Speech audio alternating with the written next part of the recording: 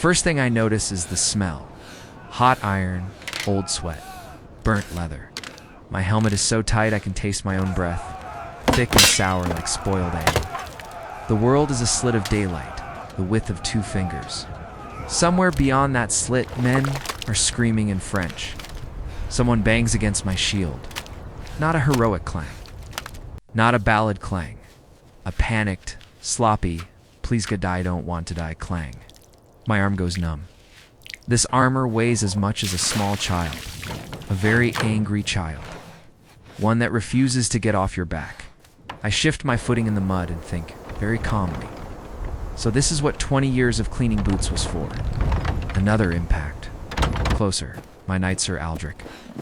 Banner of the White Hart shouts, something brave and incomprehensible and charges. And because I am his squire, I follow not because of honor. Because if I don't, he'll survive and kill me himself. That's knighthood. People forget that part. The arrow whistles past my ear, and for a heartbeat I'm 12 again. Back in the courtyard. Cold water on my hands, lie soap biting into cracked skin. Scrubbing manure off greaves that cost more than my entire family. Faster, boy, the steward used to say.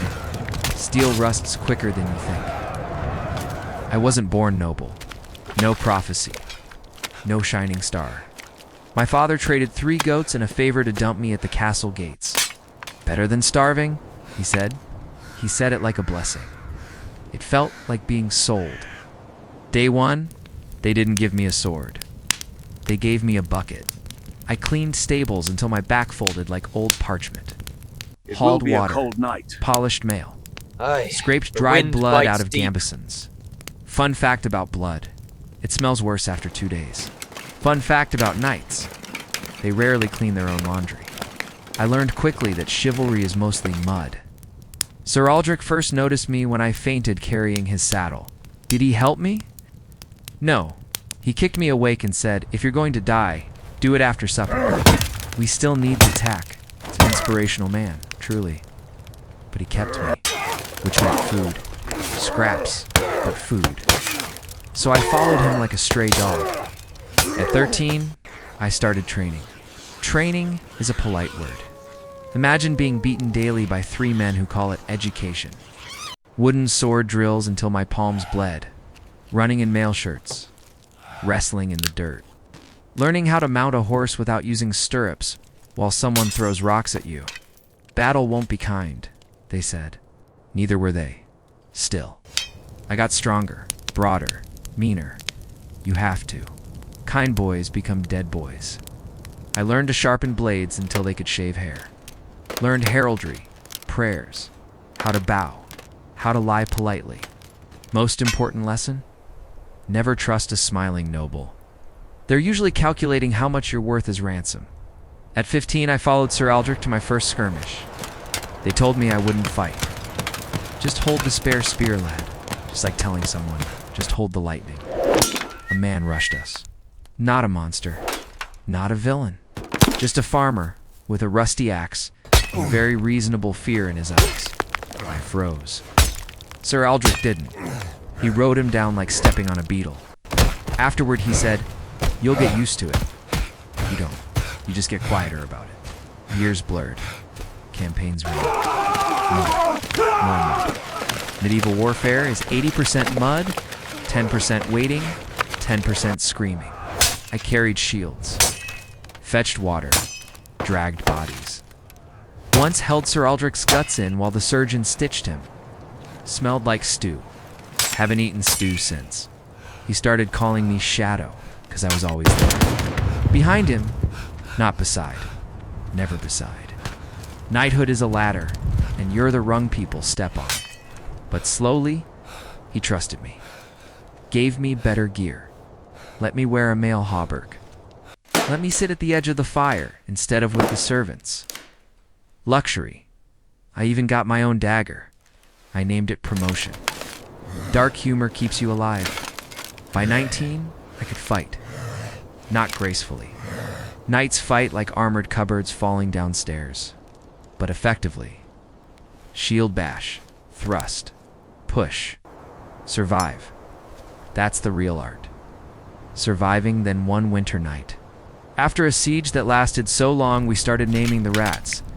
Sir Aldrich tossed something into my lap. Steel, curved, beautiful. A real sword. Don't lose it, he said. Costs more than you. I almost laughed. Almost cried. Same difference. And now here I am. 20 years later, plate armor creaking. Sword heavy in my fist. My reflection warped in polished steel. Not a boy with a bucket. Not quite a knight either. Something in between. A shadow that learned to carry weight. Another scream snaps me back. Sir Aldrich is down. Horse gone. 3 men closing in. And for the first time in my life, no one tells me what to do. No orders, no bucket, no boots. Just me. And the armor I earned one bruise at a time. I step forward into the mud. Right? I mutter inside the helmet. Let's see if all that cleaning was worth it. Then I charge one of them rushes. Me first. Always the brave one. Or the stupid one. Hard to tell the difference in war. He swings high. Bad form, farmer's swing. All shoulder, no thought. My body moves before my mind does. Shield up. Step. Inside, thrust at the point slides through the gap under his arm like it's been waiting there my whole life. There's a strange pause when steel goes in, like the world holds its breath, then warmth on my hand. He folds. I don't look at his face. If you look, you remember. If you remember, you hesitate. And hesitation gets you buried. The second man tries to grab me. Wrestling and armor is just 2 kettles smashing together.